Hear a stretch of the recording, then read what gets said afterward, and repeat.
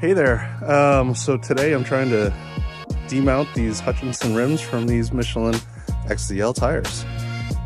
So first things first, you got to take off all these lug nuts. It helps if you have a good long breaker bar with the proper socket. In this case, it's 24 millimeters. And we have, oh gosh, I don't know, felt like a lot of lug nuts. And then I ended up using these nice Pro Tools, or Bead Pro, Motion Pro, bead breakers, just to kind of help pry this off. Theoretically, I can change this tire simply by leaving the rims on and taking off this piece and a few of the other pieces inside. Now in this position, the hard part, I think, is going to be just lifting the tire off because it has the run flat inserts, and I think that's about 100 pounds, plus the rim, plus the tire. So still around 400 pounds. This is definitely hernia-inducing work by yourself, especially if you're not like half Thor Bjornsson. All right, let's see if I can use this very long square tubing to try and stand this sucker back up. I'm kind of wondering now if I should have just left it upright like the other tire I am.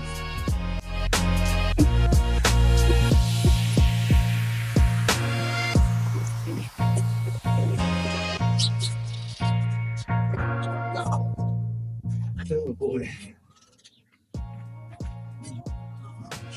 How does a mere mortal do this right good enough?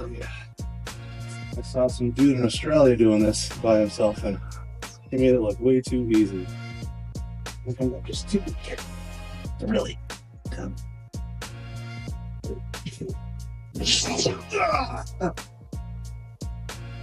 Alright.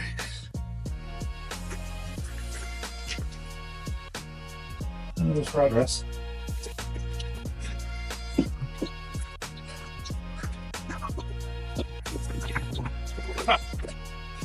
Alright. This gravel driveway definitely adds a layer of complexity. Damn it.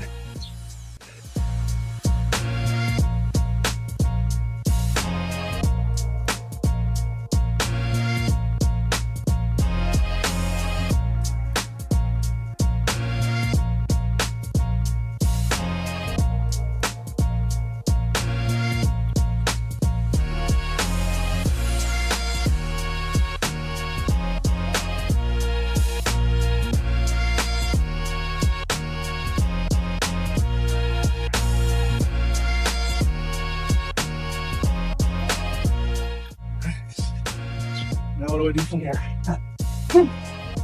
Well, probably have to go back and look at the directions again. Oh, rain break. Okay, I've been watching some really informative videos from Adventure Driven and from Unidan, the Australian guys, and I think I got a decent idea of what I'm supposed to be doing next. So Adventure Driven had the tire being flipped, I guess on the other side, where you take the lug nuts off and putting some chocks or other sort of mechanism to provide some space between the tire and the ground, and that'll help bring it out from the back here. And Unidan actually use levers to kind of, I think, pop this out. Maybe I'm remembering it wrong since they were in a shop. But the good news is I was able to use these Motion Pro Bead Pros to kind of make some room here around between the tire and the rim, so this should come out. It's just a matter of deciding if I want to take on the weight of the rim, which I'm guessing might be steel and not aluminum, or the tire, which is, I know, about 200 pounds. I guess the question now is, will this tripod stay put while I wrestle with this rim?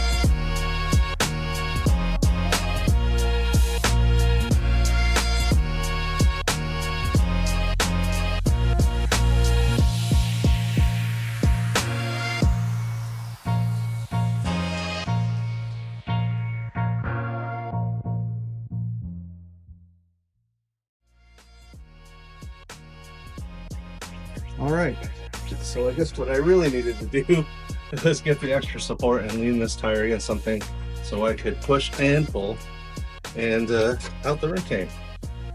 Thank goodness it was well soaked or greased by Edwin or whoever mounted these tires in the first place. But yeah, all right. Yeah, but I think it is aluminum because I'm not struggling too much to pick this up. Woo! All right. And so the next part here is to take out this bead